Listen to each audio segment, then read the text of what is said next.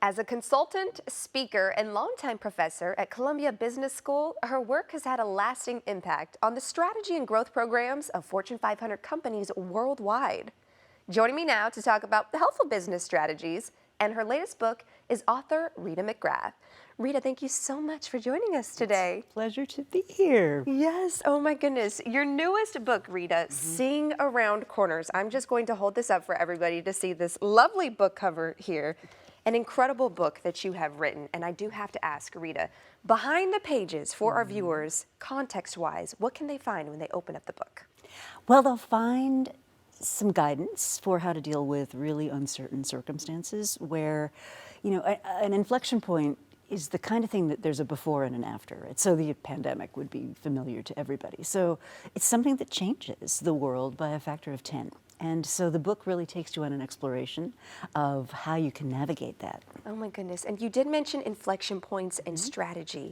Can you define that for me and our viewers? Sure. So a strategic inflection point is something that shifts what's possible by a factor of 10. So 10 times faster, 10 times more convenient, 10 times easier.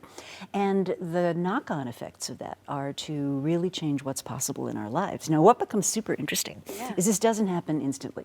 It takes forever. I mean, if you think about it, we had the Jetsons in 1962, and we're still sitting around waiting for autonomous vehicles and robot servants, right? That's true. That's a really good example, Right. too. I remember that growing up.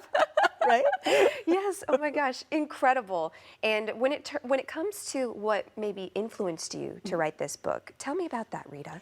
Well, it all started really with some work that was done back in the 90s by people that were first discovering the impacts of major disruptions in business. So when Intel had to go from selling memories to selling microprocessors, when different kinds of companies had to really alter the way that they did business, and they started talking about these strategic inflection points as the driver for that.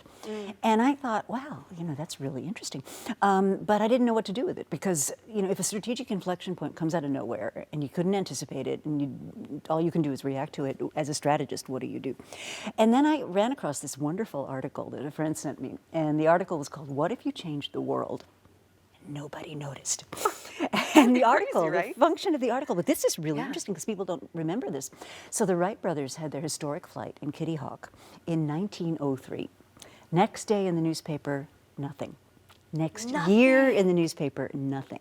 2 years later, nothing. It took 5 full years for the world to finally realize that manned flight was possible. And if you think about that, right, after you had manned flight, it changed transportation, it changed how we travel, it changed global political dynamics, it changed ordinary people's lives in ways we couldn't even imagine. And yet it took a really, really long time for people to grasp that. So what that made me realize is that the power of these inflection points is if you can see them early, and this counts for business, it also counts for you as a person. If you can kind of see them early and be preparing yourself, when they come, they can actually take your whole being to new heights. And if you miss them, you know, obviously that's not so good. Yeah, oh my goodness. And these inflection points, when we're sitting here talking about these inflection points, I do have to ask, Ms. Rita, what affects them specifically and how can we manage them better?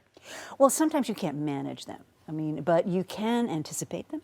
So what I talk about a lot is you need to be looking at leading indicators. So what are the things you could see before the thing is actually upon you? So what are the things you could be looking into the future and observing before the thing lands on you? So a great historical example of that would be, you may remember some years back, computer systems all over the world were programmed with just 2 digits for the year because computer storage space was really expensive, and computer scientists were saving on it, and they all said, this is 1950. You know, the year 2000, we're not even going to worry about it. Well, the year 2000 kept getting closer and closer and closer, and people were like, hang on. Uh-oh.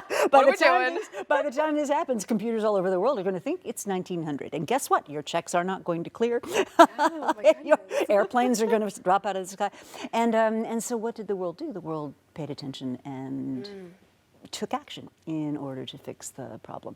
So I think that's really what you can do to get ready, right? So either deflecting the worst impacts or preparing yourself to take advantage of the new opportunities that are going to open up. I mean, if you'd known about air travel 2 years before the world figured it out, what an immense opportunity that could have been, right? Yeah, and if you stay ready, you don't have to get ready. So Yeah, that's right, really one of exactly. the most important things, Yeah, right? exactly. So when it comes to our future and our careers, more specifically, how do we future-proof our careers, Rita? Well, I think you have to invest in yourself in the sense of having a broader range of things you might look at than, the sort of my dad's career where, you became a junior accountant and then you became a senior accountant. And I think people need a lot more variety now. But the good news is there's so many more ways you can learn. There's so many more opportunities to bring some variety, to bring some diversity into your background that you can start preparing yourself. And it doesn't have to be just work.